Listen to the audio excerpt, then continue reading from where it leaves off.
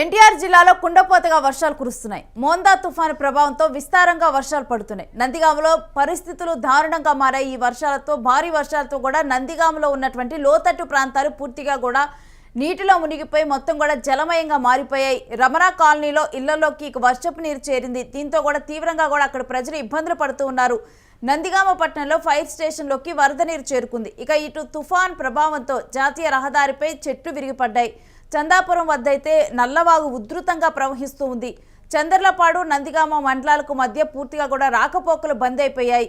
ఇక ప్రజలకు సురక్షిత ప్రాంతాలను కూడా ఇప్పుడు అధికారులు తరలిస్తూ ఉన్నారు. ఇక నందిగామ మీద మోందా తుఫాను ఎఫెక్ట్ కనిపిస్తూ ఉంది. అక్కడ కొన్ని కాలనీలోకి రమణ కాలనీలోకి నీరు చేరుకుంది. మొత్తం కూడా ఇళ్లలోకి నీరు చేరిపోయిన దృశ్యాలను మనం చూస్తూ ఉన్నాము. ఇక వాళ్ళనైతే ఇప్పుడు పునరావాస కేంద్రాలకైతే తరలిస్తూ ఉన్నారు. లోతట్టు ప్రాంతాల్లో వారిని వాళ్ళ ఇళ్లలోకి కూడా నీరు వచ్చి చేరిపోయింది. ఇక వారికి బయటకు వచ్చేందుకు కూడా అసలు బయటకు వచ్చి వాళ్ళకి కావాల్సినవి ఆహార పదార్థాలు తీసుకునేందుకు కూడా వాళ్ళకి వీలు లేకుండా పోయింది. ఇక మరోవైపు ఈ విధంగా కూడా అక్కడ ఇటు రాకపోకలు కూడా బంద్ అయిపోయాయి. అక్కడ పూర్తిగా కూడా నందిగామ చందర్లపాడు ఈ రెండింటి మధ్య కూడా రాకపోకలు అనేవి కూడా పూర్తిగా బంద్ అయిపోయాయి. అటు ఏదైతే నల్లవాగు ఉధృతంగా ప్రవహిస్తూ ఉందో ఆ ఉధృతంగా నల్లవాగు ప్రవహిస్తూ ఉండటం వల్ల కూడా ఇప్పుడు చందర్లపాడు మండలానికి నందిగామ మండలానికి మధ్య అయితే రాకపోకలు అనేవి కూడా వీలు లేకుండా పోయాయి. అక్కడ బ్రిడ్జి వంతెన మీద అయితే పూర్తిగా కూడా నీరు పారుతూ కూడా వాహనాలు ఎటు కూడా వెళ్ళటానికైతే వీలు లేకుండా పోయింది.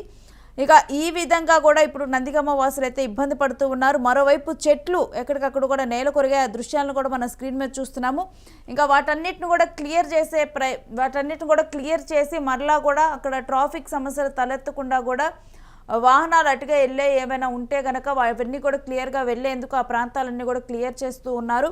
ఇక మరోవైపు ఇట్లా నీరు చేరింది. మరి ఈ కాలనీలో నుంచి నీరు ఎప్పుడు బయటకు వెళ్తుంది, అసలు నందిగామలో ప్రస్తుత పరిస్థితులు ఏ విధంగా ఉన్నాయి, మరి వారందరినీ పునరావాస కేంద్రాలకు తరలించారా, వాళ్ళకి ఆహారం ఏమైనా ప్రభుత్వం తరపున అందిస్తున్నారా ఏంటి అన్న డీటెయిల్స్ని కూడా మా ప్రతినిధి వెంకట్ని అడిగి తెలుసుకుందాం. వెంకట్, నందిగామలో కొన్ని కాలనీల పరిస్థితి అయితే దారుణంగా మారినట్లు తెలుస్తోంది. అసలు ప్రస్తుతం ఎలా ఉంది అక్కడ పరిస్థితి ఏంటి?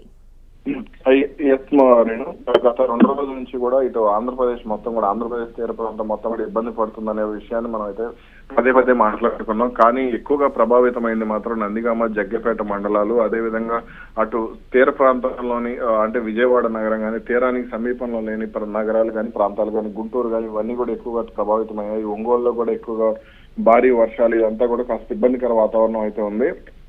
ఇక నందిగామకు అలాగే జగ్గపేటకు సముద్రంతో సంబంధం లేదు. దాదాపు 100 నుంచి 70 నుంచి 80 100 కిలోమీటర్ల లోపల సముద్ర తీరం ఉంటుంది. కానీ ఈ తుఫాను ప్రభావం మాత్రం ఎక్కువగా అంటే తెలంగాణను ఆనుకుని ఉండటం ఇవన్నీ కూడా కాస్త ఇక్కడ మైనస్ అయిన అంశాలు. ఎందుకంటే ఇటు తుఫాను తీవ్ర తుఫానుగా వచ్చిన తర్వాత నుంచి కూడా ఎక్కువగా అది క్రమంగా బలహీన పడుతూ వచ్చి ఎక్కువగా ప్రభావం తెలంగాణ సరిహద్దు ప్రాంతాల్లో ఎక్కువగా చూపించడం జరిగింది. అంటే ఇటు నందిగామ, జగ్గపేట నుంచి అటు తెలంగాణలోకి ప్రవేశించడం జరిగింది. దీనితో ఎక్కువగా ప్రభావం ఉందని చెప్పుకోవాలి. ఈ క్రమంలోనే నందిగామలో ఎక్కువగా భారీ వర్షాలు పడుతున్నాయి. ఇప్పుడు ప్రస్తుతానికి కూడా భారీ వర్షాలు పడుతున్న పరిస్థితి పెనుగంచిప్రోలు మండలం కానీ, అలాగే సమీపంలో ఉన్న గ్రామాలు కానీ ఇవన్నీ కూడా శనగపాడు, అలాగే కొల్లికోళ్ల ఇటువంటి గ్రామాలన్నింటిలో కూడా పెద్ద ఎత్తున నష్టం జరిగింది. అటు రైతులు కూడా తీవ్రంగా నష్టపోయిన పరిస్థితి. అలాగే జగ్గపేట మండలంలోని కొన్ని ప్రాంతాలు, జగ్గపేట మున్సిపాలిటీలోని కొన్ని ప్రాంతాలు కూడా తీవ్రంగా ప్రభావితమయ్యాయి. అలాగే నందిగామలో కూడా ఇటు చంద్రలపాడు మండలంలో కూడా ఎక్కువగా అంటే నందిగామ వాస్తవానికి 2 అంటే ఒకవైపు కృష్ణానది, ఒకవైపు మున్నేరు.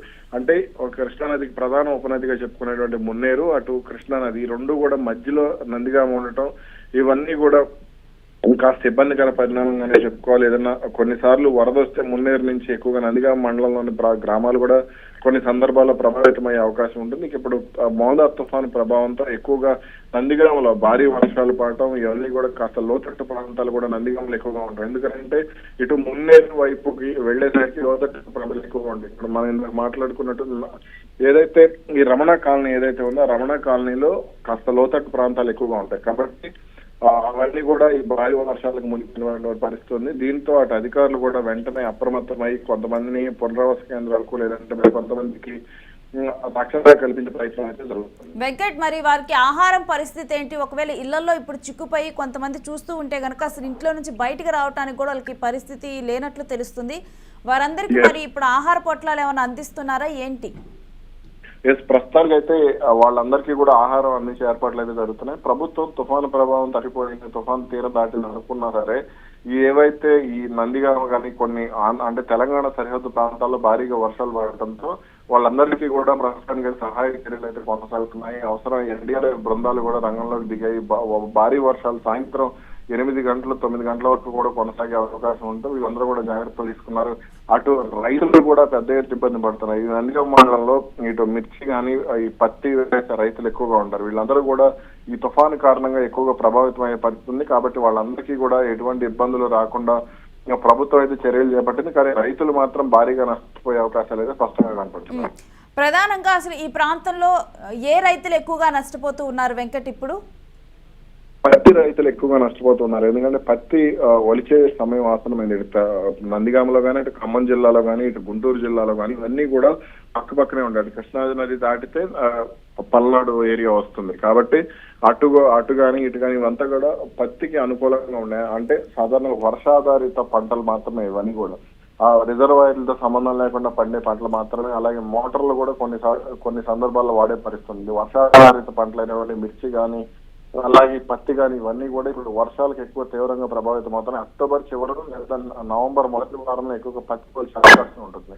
అలాగే ఇప్పుడు మిరప మొత్తం కూడా అటు చిన్న పచ్చిమిరపకాయలు అంటే కాయలు పండకుండా కూడా ఇప్పుడు పిందలు పూతతో ఎక్కువగా ఉంటుంది పచ్చిమిరప. సో అవన్నీ కూడా ప్రభావితమయ్యే అవకాశాలు అయితే స్పష్టంగా కనపడుతున్నాయి. దీంతో రైతులు కూడా ముందుగానే పత్తి ఒలుచుకున్నా సరే అటు మిరప రైతులు మాత్రం తీవ్రంగా నష్టపోయారనేది స్పష్టంగా అర్థమవుతుంది.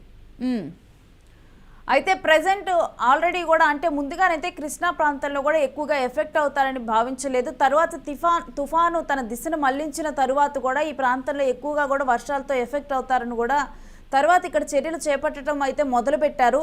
మరి అటువంటి సందర్భంలో ఇప్పుడు పునరావాస కేంద్రాల వద్ద కానీ వీటి దగ్గర కానీ పరిస్థితి ఏ విధంగా ఉంది? అసలు ఎన్ని పునరావాస కేంద్రాలను ఏర్పాటు చేశారు? తాజాగా మనకు వచ్చినటువంటి సమాచారం ప్రకారం ఎన్టీఆర్ అలాగే పల్నాడు ఇందాక మనం మాట్లాడుకున్నట్టుగా కృష్ణానది పరివాహక ప్రాంతం మొత్తం కూడా అటువైపు కానీ అంటే కృష్ణానది ఏటవతల అని అంటారు. అంటే కృష్ణా జిల్లా వాళ్ళు ఏటవతల అని అంటారు, గుంటూరు జిల్లా వాళ్ళు అంటే ఉమ్మడి గుంటూరు జిల్లా వాళ్ళు ఏటవతల అని అంటారు. కాబట్టి అటు అలాగే ఇటు అంటే కృష్ణానది అవతల వైపు కానీ యువతల వైపు కానీ భారీ వర్షాలు కురిసే అవకాశం ఉందనేది తాజాగా విశాఖ వాతావరణ శాఖ అధికారులు ప్రకటించారు. అలాగే సముద్రం వెంబడి ప్రస్తుతం 45 నుంచి 65 కిలోమీటర్ల వేగం ఈదురుగాలు వీచే అవకాశం ఉంది. అలాగే ఇవాళ ఉత్తర కోస్తా జిల్లాల్లో ఇవన్నీ కూడా ఉత్తర కోస్తా కిందకు వస్తాయి.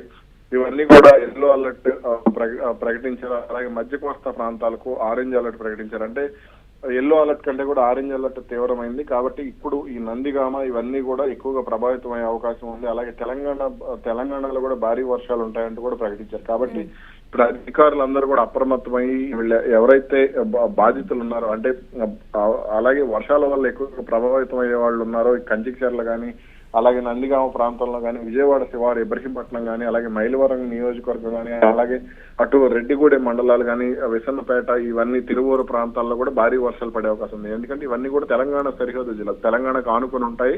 కాబట్టి వీటన్నిటినీ కూడా ఇటు అధికారులు కూడా చర్యలు చేపట్టారు.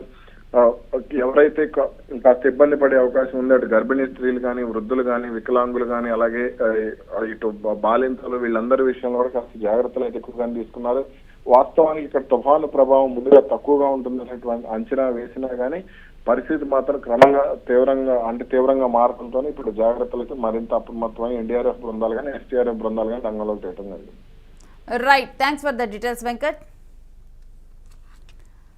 ఇక ఇటు చంద్రలపాడు నందిగామ మండలాల మీద కూడా ఇప్పుడు ఎఫెక్ట్ ఇది బాగా కూడా కనిపిస్తూ ఉంది. ఎందుకంటే అక్కడ మొత్తం కూడా ఇటు చంద్రలపాడు మండలానికి కానీ నందిగామ మండలానికి మధ్యలో ఉన్నటువంటి నల్లవాగు కూడా ఉధృతంగా ప్రవహిస్తూ ఉంది. ఇక దీంతో కూడా అటు ఇటు కూడా రాకపోకలు అనేవి కూడా పూర్తిగా బంద్ అయిపోయాయి. దీంతో రవాణా అనేది కూడా ఇప్పుడు అక్కడ స్తంభించిపోవడం అనేది జరిగింది. ఇక మరోవైపు చూస్తే నందిగామలో కొన్ని లోతట్టు కాలనీలు ఏవైతే ఉన్నాయో అవన్నీ కూడా నీళ్లలో మునిగిపోయి ఉన్నాయి. ఇప్పుడు వారందరినీ కూడా పునరావాస కేంద్రాలకు అయితే తరలిస్తూ ఉన్నారు. ఇక అగ్నిమాపక కేంద్రం కూడా పూర్తిగా కూడా నీట మునిగిపోయింది. మరోవైపు ఇప్పుడు వీరందరినీ కూడా పునరావాస కేంద్రాలకు తరలించడము, వీరందరికీ ఆహారాన్ని ఏర్పాటు చేయడం, ఇవన్నీ పనుల్లో కూడా ఇప్పుడు అధికారులు నిమగ్నం అయిపోయారు. ఇక మరోవైపు ఇక్కడ ఉన్న పరిస్థితులను అయితే ఇంకా కూడా ఇవి అలర్ట్లోనే ఉన్నాయి. ఇంకా కూడా ఆరెంజ్ అలర్ట్లో ఉంది నందిగామ. ఇక్కడున్న పరిస్థితులను చక్కదిద్దేందుకైతే అధికారులు తమ ప్రయత్నాలు కొనసాగిస్తూ ఉన్నారు.